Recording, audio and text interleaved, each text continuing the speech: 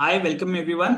सो आज के लेसन में हम सीखने वाले हैं loading and inspection of data. ठीक है। हमारा ऑब्जेक्टिव है हम loading and inspecting data complete करेंगे आज के डिस्कशन में for our project automotive consumer analytics. और दूसरा टॉपिक जो हम कवर करेंगे वो हम कवर करेंगे मिसिंग वैल्यूज एंड स्ट्रक्चरल मिसिंगनेस। ठीक है। मिसिंग वैल्यूज एंड स्ट्रक्चरल मिसिंगनेस, ये दो चीजें हमारा ऑब्जेक्टिव है आज कवर करना है हमें। ओके। सो समझते हैं लोडिंग एंड इंस्पेक्टिंग डेटा। सबसे पहले आपके सामने एक एब्रिविएशन लिखा हुआ है जो है सीएसवी। जनरली जब हम डेटा एनालिसिस स्टार्ट करते हैं तो हमें दो टाइप के डेटा सेट्स मिलते हैं। ठीक है। ये सबसे इजीएस्ट फॉर्मेट ऑफ डेटा होता है जो एनालिसिस के लिए हमें मिलता है। सो जो बिल्कुल बिगिनर्स हैं वो सीएसवी यूज करते हैं, कॉमा सेपरेटेड वैल्यूज। उसमें एक ही शीट होती है कॉमा सेपरेटेड वैल्यूज के अंदर। ठीक है। सिमिलरली अगर आपके पास मल्टीपल शीट्स का कलेक्शन है तो हमारे पास एक एक्सेल वर्कबुक भी हो सकती है जिसका एक्सटेंशन होता है XLSX। ठीक है। इसका मतलब है एक्सेल वर्कबुक।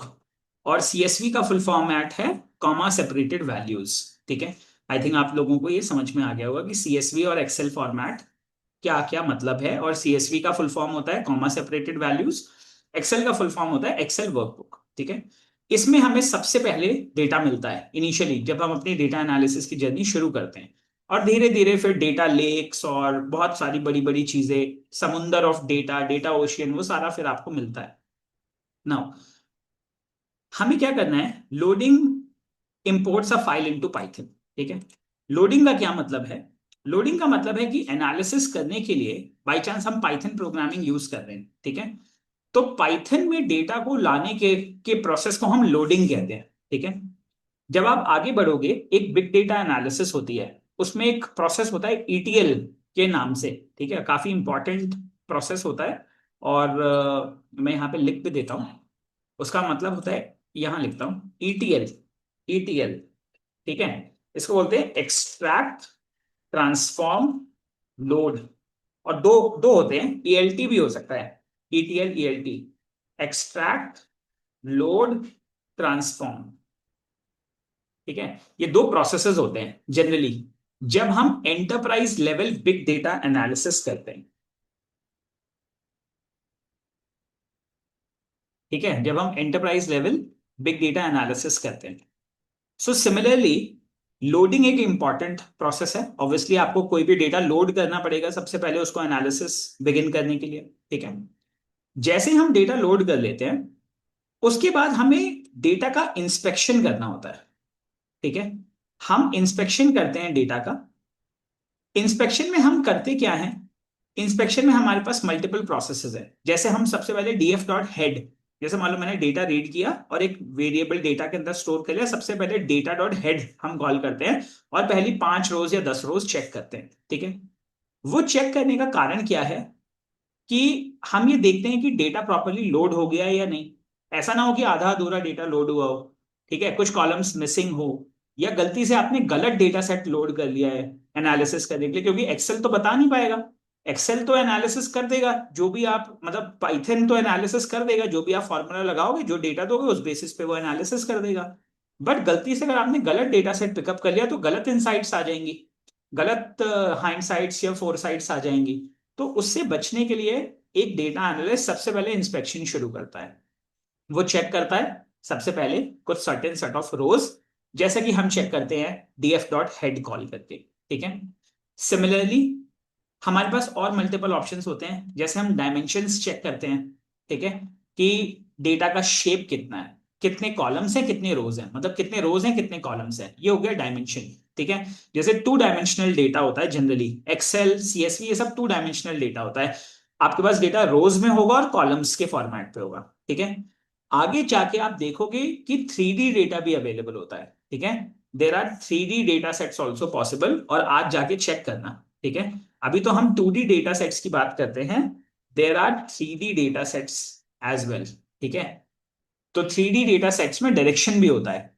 ठीक है। वेक्टर भी होता है, मतलब in fact you will have X axis, Y axis and Z axis. ठीक है। सो समझना उसको भी, 3D डेटा सेट्स भी हो सकते हैं, तो इसलिए हम डायमेंशन चेक करते हैं, how many rows, how many columns, ठीक है। शेप, सो पहला जैसे चेक द फर्स्ट रोज के लिए हम डीएफ डॉट हेड कॉल कर लेते हैं। जैसे मान लो मैंने, जनरली हम क्या करते हैं इस तरीके से कॉल कर लेते हैं डीएफ डॉट हेड, वो हमें पहली कुछ रोज डिस्प्ले करके दिखा देता है, ठीक है। और ऊपर इस पे लिख देता हूँ डीएफ डॉट हेड, ठीक है। सिमिलरली जब आप डायमेंशंस कॉल करते हो, हम कॉल करते हैं डीएफ डॉट शेप, ठीक है, शेप देखने के लिए कि उसके रोज कितने हैं, कॉलम्स कितने हैं। सिमिलरली कॉलम्स मैं अक्सर देखता हूं, आप हमेशा देखो जब भी मैं कोई एग्जाम्पल लेता हूं पहले मैं कॉलम्स चेक करता हूं कि उसके अंदर कौन कौन से कॉलम्स हैं, ठीक है, ताकि हमें क्लैरिटी रहे कि जो भी हम डेटा सेट ले रहे हैं वो हमने प्रॉपर डेटा सेट पिकअप किया है या नहीं, ठीक है। मैं डेटा टाइप्स चेक करता हूँ बार बार, ठीक है। मैंने आप लोगों को कई बार अभी पिछले सेशन में भी हमने DF dot types D types देखा था, डीएफ डॉट डी टाइप्स, ठीक है, जिसमें हम चेक करते हैं कि जो हमारा कॉलम है वो न्यूमेरिकल है या डेसिमल है या बुलियन है या टेक्स्ट है, इंटीजर है, फ्लोट है, ऑब्जेक्ट है, ठीक है, या बुलियन है। सो ये हम टाइप्स चेक करते हैं। सिमिलरली हमारे पास एक और ऑप्शन होता है समरी चेक करने का, ठीक है, यानी summary information before analysis begin. ये भी हमारे पास एक ऑप्शन होता है।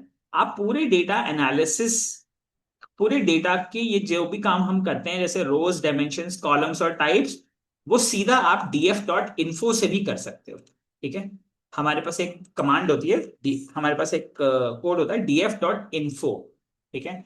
डीएफ डॉट इन्फो से आप पूरी की पूरी समरी आइडेंटिफाई कर सकते हो, ठीक है। आई बिलीव ये आप सभी को बात समझ में आ गई होगी, ठीक है। अब हम एक काम करते हैं, अपना डेटा सेट लोड भी कर लेते हैं साथ में,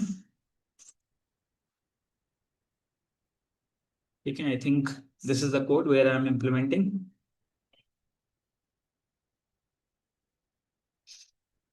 या so let us run all cells.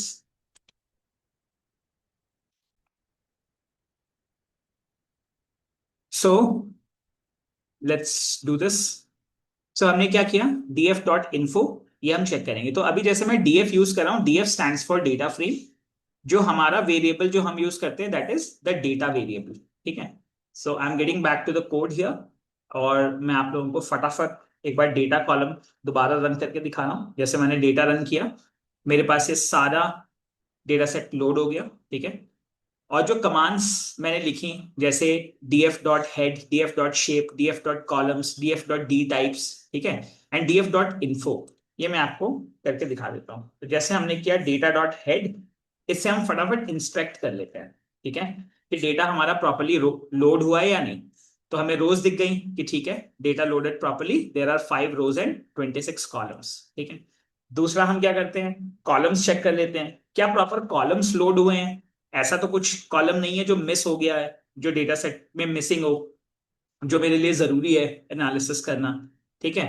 Similarly इसके बाद हम क्या कर लेते हैं, डेटा से टाइप्स चेक कर लेते हैं, डी टाइप्स, ठीक है, कि डेटा में जो हमारे पास डेटा सेट्स हैं वो किस किस टाइप के डेटा को होल्ड कर रहा है। तो सारे डेटा टाइप्स आपके सामने अवेलेबल हैं, रेस्पॉन्डेंट आईडी, इंटीजर है, कंट्री कैटेगरी है, एज, जेंडर, ये सारी इंफॉर्मेशन आपके सामने अवेलेबल है, ठीक है।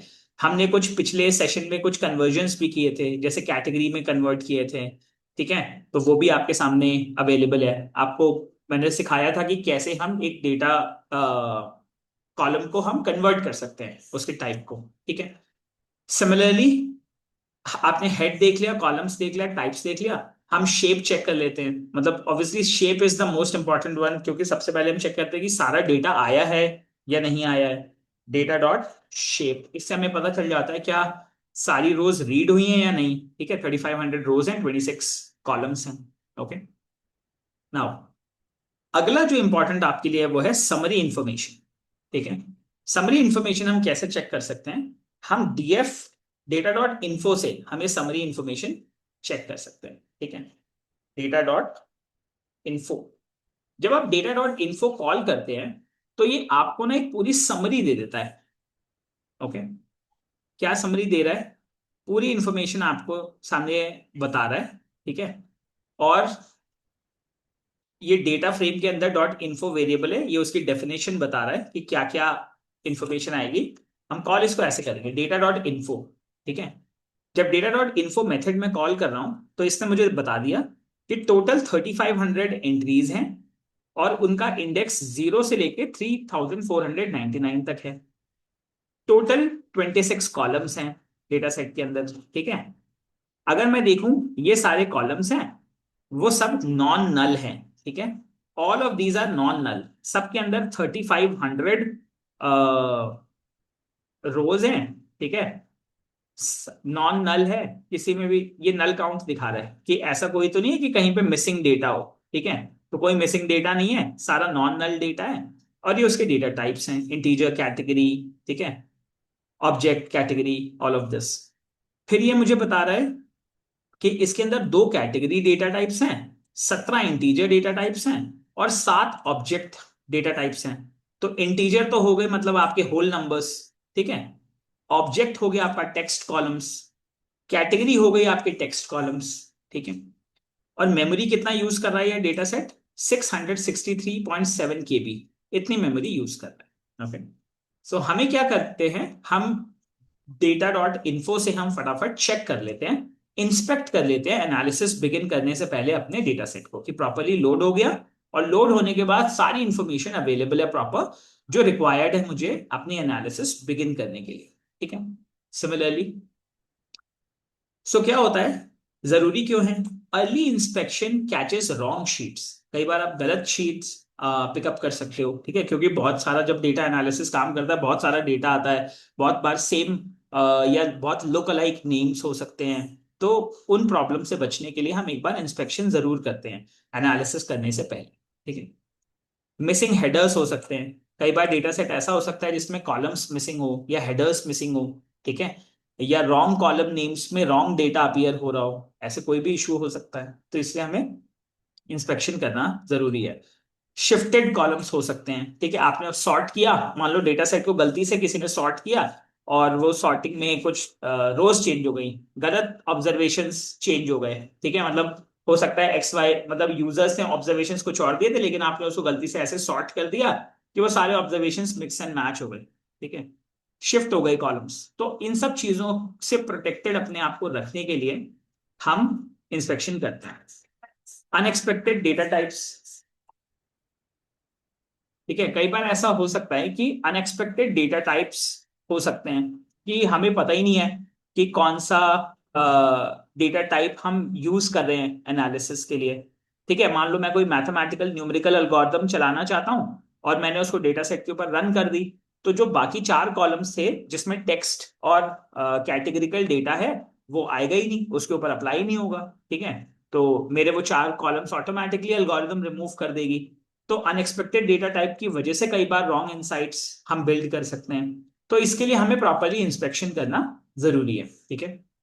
So in order to protect our cells from, कि अगर कोई भी गलती से हमारा काम कंटामिनेट हो जाए, कोई भी हमारी एनालिसिस कंटामिनेट हो जाए, उससे बचने के लिए हम प्रॉपरली डेटा लोडिंग के बाद इंस्पेक्शन करते हैं। ठीक है।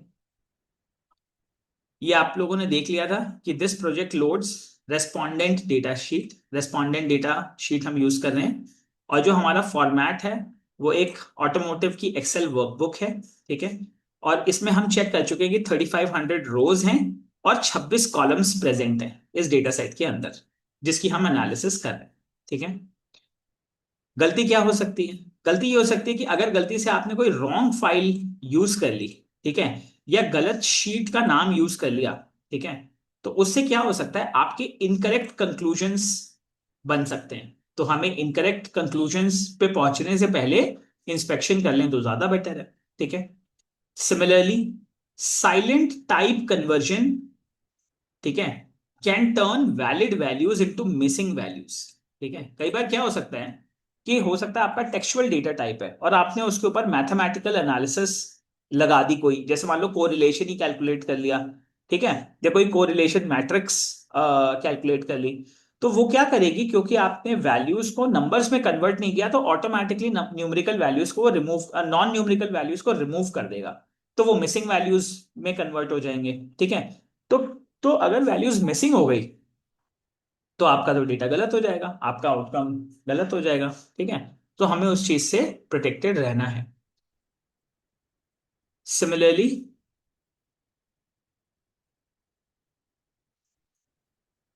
ठीक है, you have to check the file path. सबसे पहले हम पाथ चेक करते हैं कि क्या हमने करेक्ट पाथ यूज किया है। हम करेक्ट शीट नेम्स यूज करते हैं, क्या हमने करेक्ट शीट सेलेक्ट की है जिसके ऊपर हम एनालिसिस कर रहे हैं।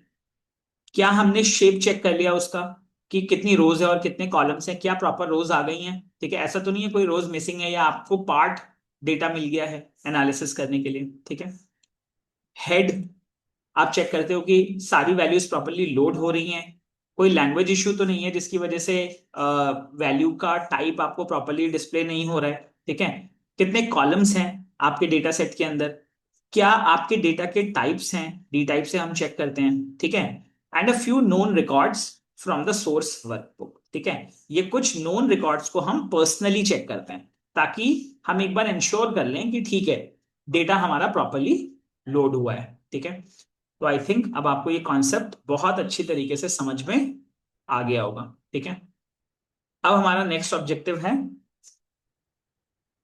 ये कोड भी हम मोस्टली इंप्लीमेंट कर चुके हैं, इंपोर्ट पांडाज एज पीडी। ये आपको पता है कि हम पांडाज यूज करते हैं डेटा सेट को रीड करने के लिए। Define workbook location safely. ठीक है, जैसे अभी हम जो यूआरएल लेते हैं, आप जो भी आपकी फाइल है उस फाइल का पाथ आप लेते हो। अभी हम जो यूज करते हैं वो गूगल ड्राइव से पिकअप करते हैं डेटा सेट को, तो इसलिए हम पूरा यूआरएल डिफाइन करते हैं एक्सेल फाइल का।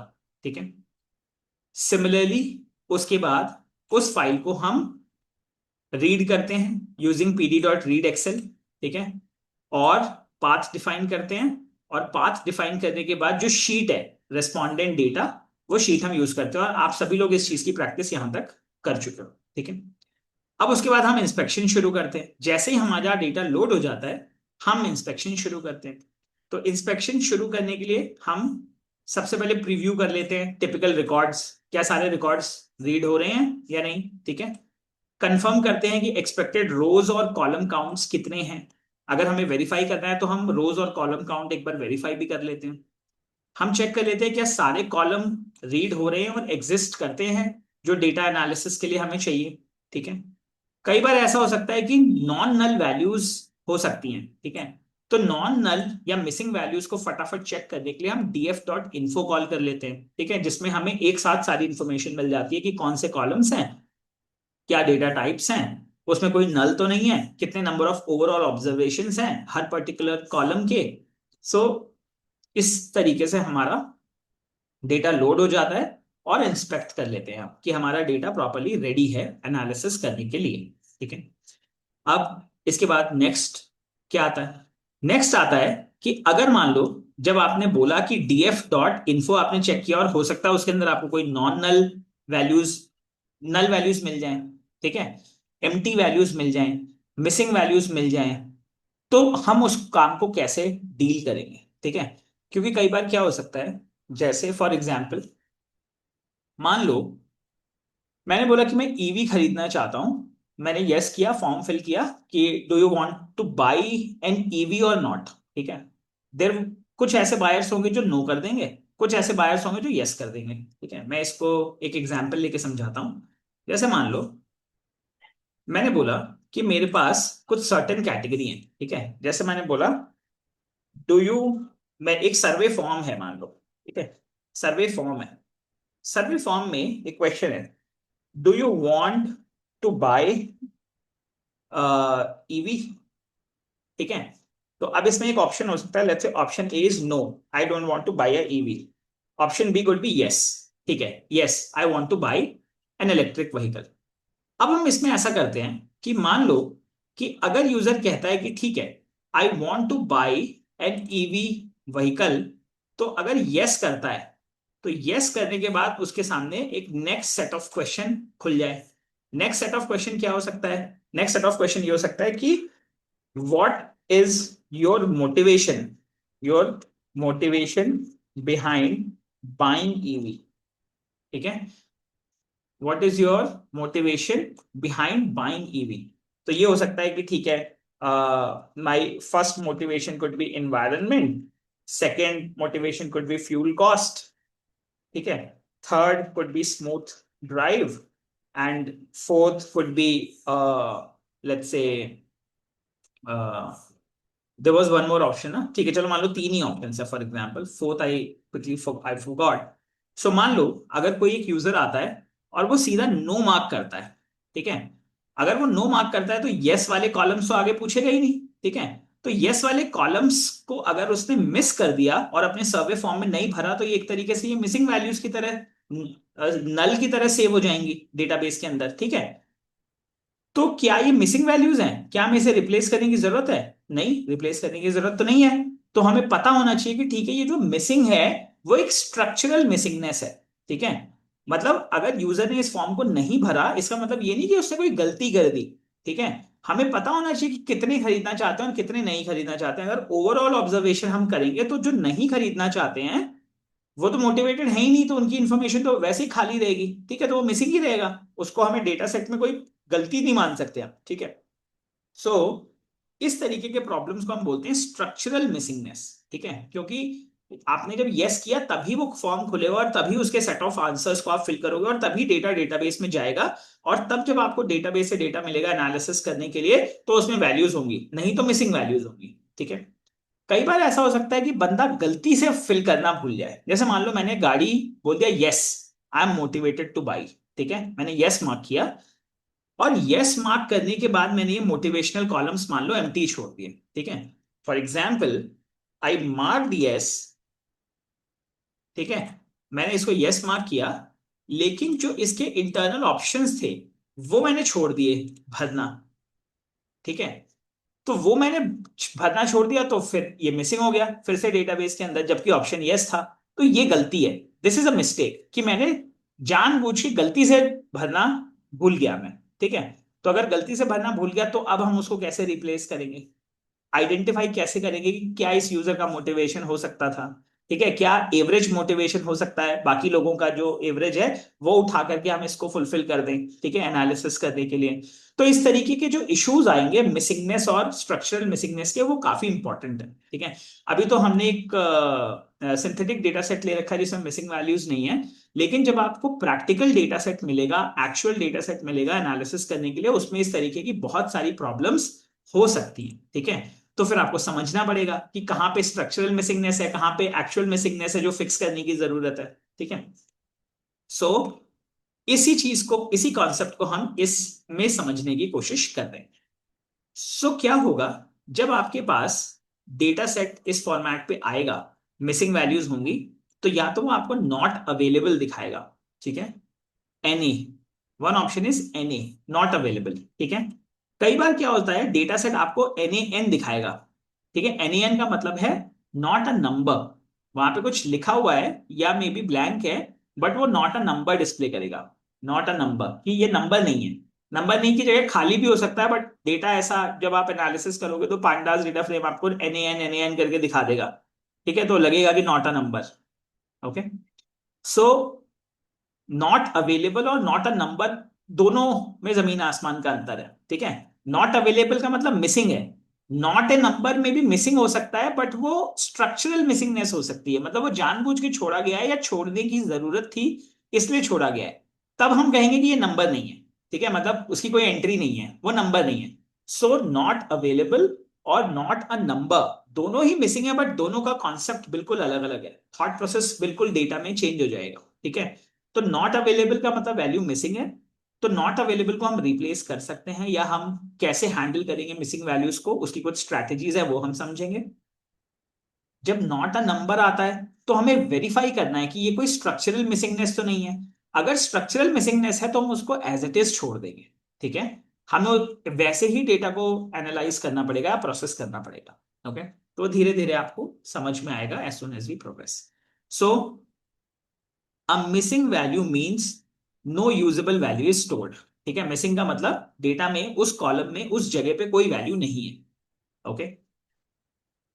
Structural missingness means the question was not applicable. Structural missingness means the question was not applicable, कि वो क्वेश्चन उस बंदे के लिए एप्लीकेबल नहीं था, इसलिए उसने उसको आंसर नहीं किया। ठीक है, तो अगर वहां पे कोई मिसिंगनेस है तो वो नॉट अ नंबर हो सकती है, he intentionally left the answer blank. Okay, rather than accidentally omitted, यानी ऐसा नहीं है कि उसने गलती से छोड़ दिया, वो जानबूझ के छोड़ा गया है। ठीक है, वो स्ट्रक्चरल मिसिंगनेस है।